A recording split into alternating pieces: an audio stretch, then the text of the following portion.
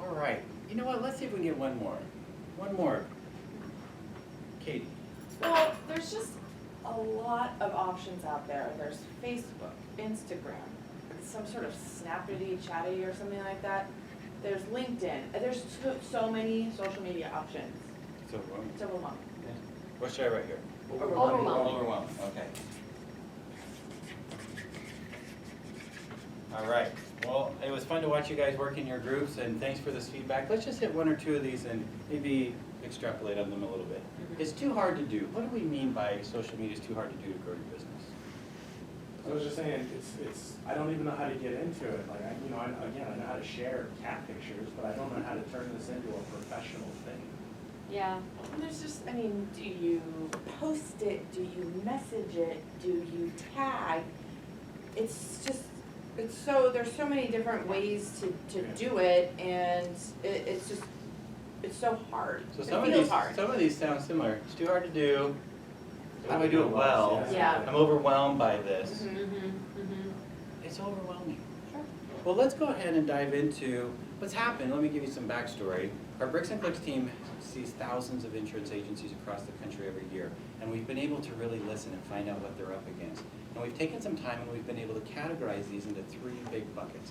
Three big buckets to put all of this stuff together so we can then decide how we're going to handle it. And so that brings me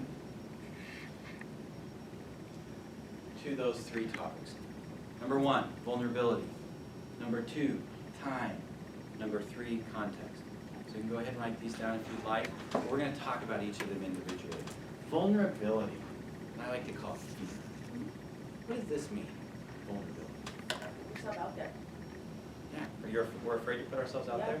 It's This is also- a face for radio right here, right? Go ahead, Bethany. It's also that learning new things. I mean, I'm at a stage in my career where I think I know how to do this. I run a successful agency. Yeah. Why do I have to learn something new?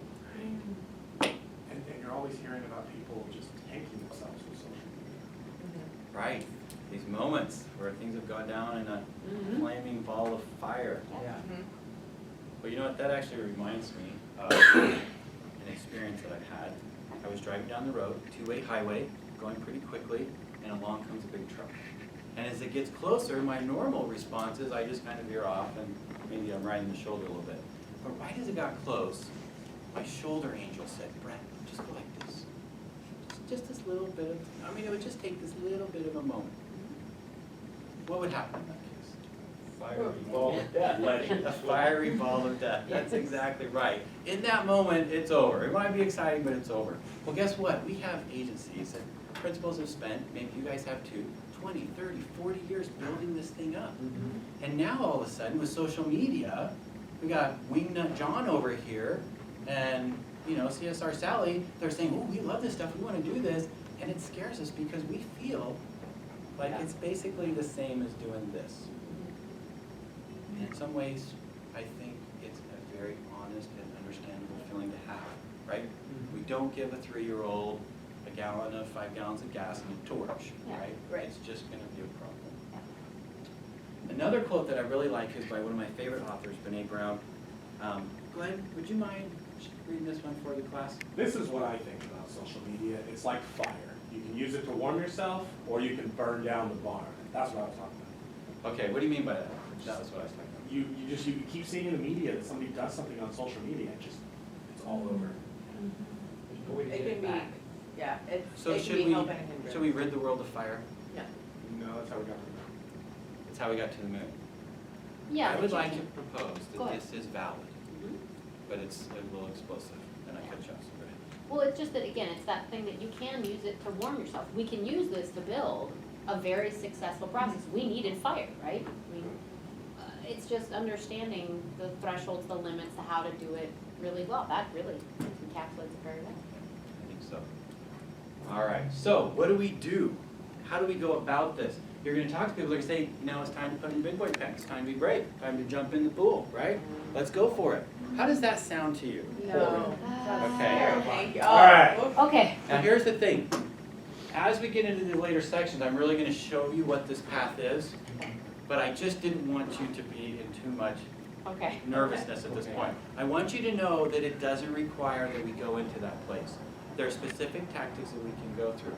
But let's go on to our next one, time.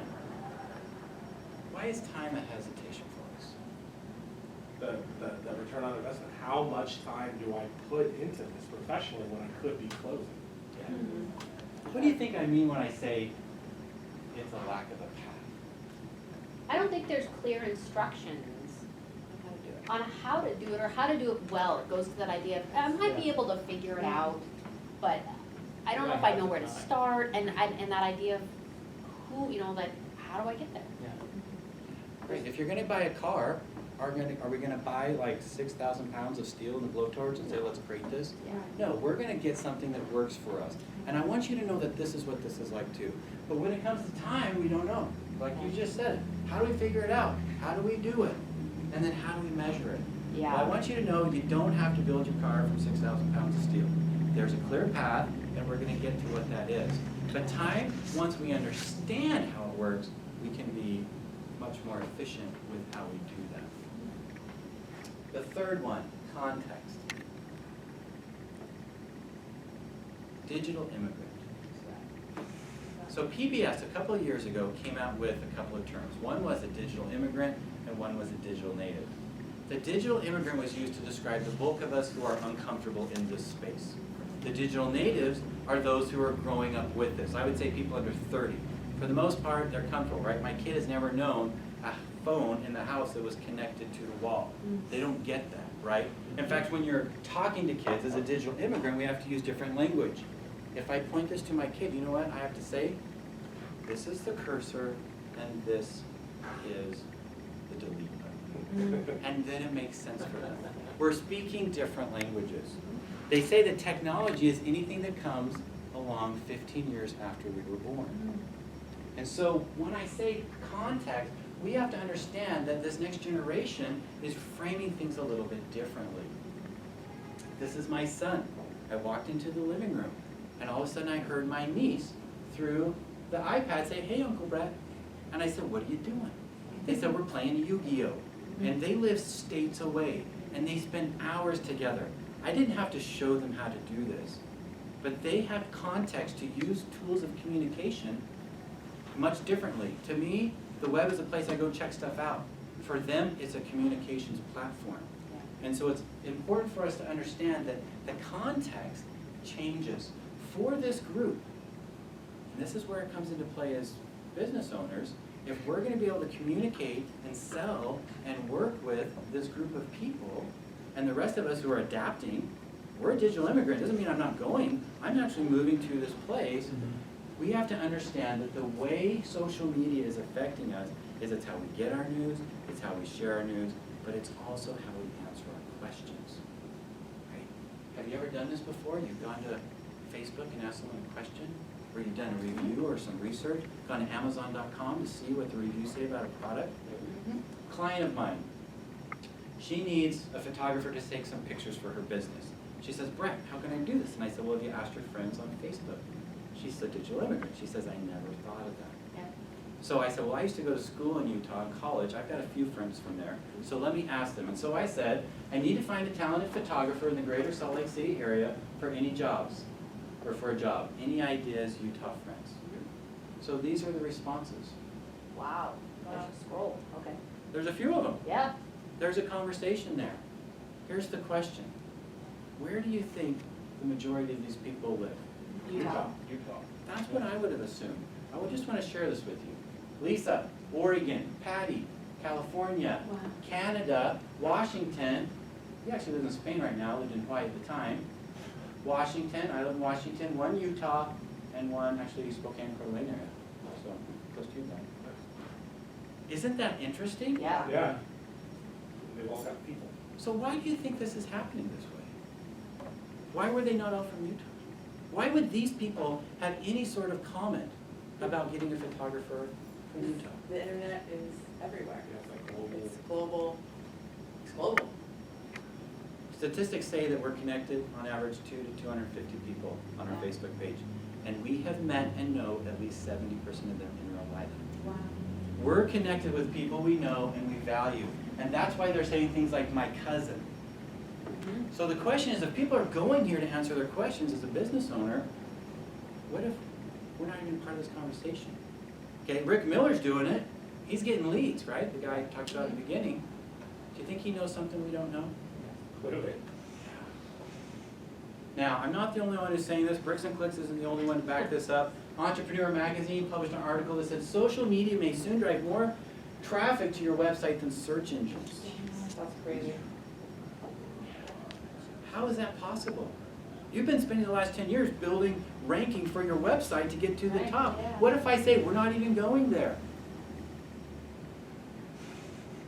Okay, do we buy into this? What do you think? It's pretty hard to argue with 200 plus in Yeah. here.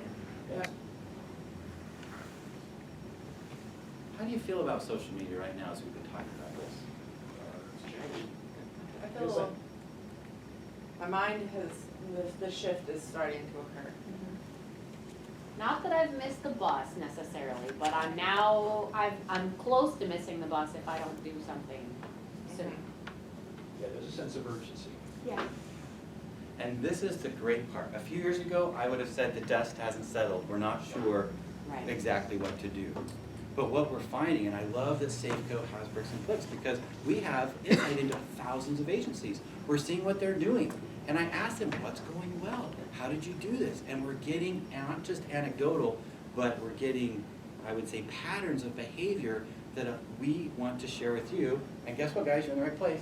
That's what we're going to go through this rest of this afternoon, is we're going to answer this. So I want you to know that when you leave today, we are going to understand specifically how you can do these things. So, review what we've talked about. One of the things I always want to make sure, sometimes what comes out of my mouth is not what my mind says, so I want to make sure that we're all on the same page before we go to break. So, I've talked about 3 reasons. What was the first reason? Glenn? Vulnerability or fear, as you call it. All right, and what does that mean? Just that fear that you're gonna tank your business, that you're gonna jump out here and just break everything you've been working towards. To share things that you're not ready to share. Yeah. How do we feel about that? I mean, we understand it in our mind a little bit. Yeah. Well, Feel but that different. it's a normal place to be, that's Yeah. it. Yeah. That And it's we don't- and not something that can't be fixed. Right, Right. and we don't have to be as vulnerable as maybe we thought we had. Right? Yeah, Yeah. exactly, yeah, Exactly. We don't have to pull in front of the truck. correct. It's a sword, it's a, it's a powerful tool, but we're going to share with you how to do that. All right, second one. What was the second key? Time Time. or lack of path. We What's don't, that? we What's don't that? have, we don't necessarily have the time to learn how to do it, and to measure it. 'Cause we don't know, we're scrambling about, and we don't have a clear way to make this work for us. Is there something wrong with you because of that? Absolutely not. No, this is normal and this is expected. And that brings us to our third one, which was? Context. Context. Yeah, you're digital immigrants. As a digital immigrant, what? We don't know, This isn't something we grew up with, it's something we've gotta learn. and it's okay. So one of the things that we're going to ask you to do today is take that fear, take that anxiety, and we're just going to put it on the shelf. And we're going to go into a safe zone where we can really be honest with each other about what our fears are, how we can look at them, and we can move forward so we can quickly figure out what is the very concrete things that can get us the results that we want so we can live in Rick's world. Mhm. So one last thing before we go to break.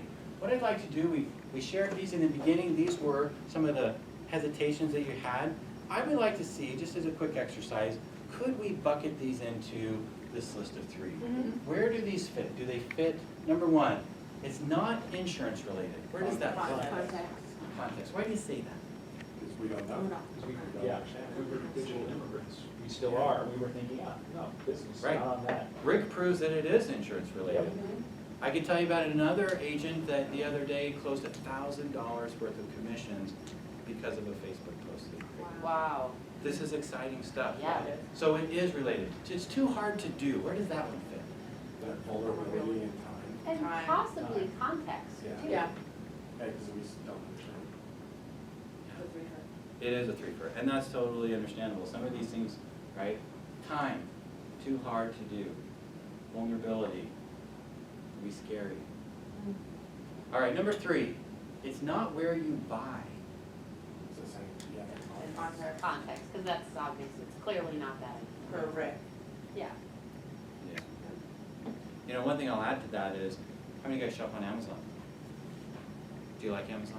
Yeah. Sure. Why do you like Amazon? Quick, easy. Quick, it's easy, but I can also see, it's Oh, it's yeah. those Amazon reviews. Yeah, you Yeah. can read them for Or, hours. you know, I can see what other people thought of it, and you think of it as kinda like, well, I know Amazon's not paying them Right. to do it, at least I hope not, because I wanna sign up for that if that's the case, but that, you know, these are people who are just saying that they liked it or didn't like it and why, or why it might fit for me, but I get to see those remarks, you know, it's like a testimonial. And one of the things that we've seen is that when we get used to doing something one way, we continue to do it. And that is, as we get comfortable shopping for products on the web, guess what? It becomes very comfortable for us to shop for services. Yeah. And as an insurance as a service, people are conditioned and they're getting used to going to a space for that. All right, what was our next one? How do you do it well? How do you do it well? Where does that one fit? Time. Yeah, I got Laugh. laughed with half, we just didn't know. And vulnerability, Yeah, learning new stuff. learning new stuff. I think it really is very akin to, you know, Yeah. how to Yeah. do it. Not my clientele. Contacts. And the last one, overwhelming. Digital immigrant. That's the threefer. Yeah, that's a three. That is the three for. But you guys have done really good. Now, I am excited to tell you guys that there is a path. And so, before you go to break, when we come back, when you come back from break, we're gonna start talking about the ROI, or the return on the investment of the post, so you can see what exactly that path looks like. So let's go to break. Cool. Sounds good. Thank you, Brian. Good.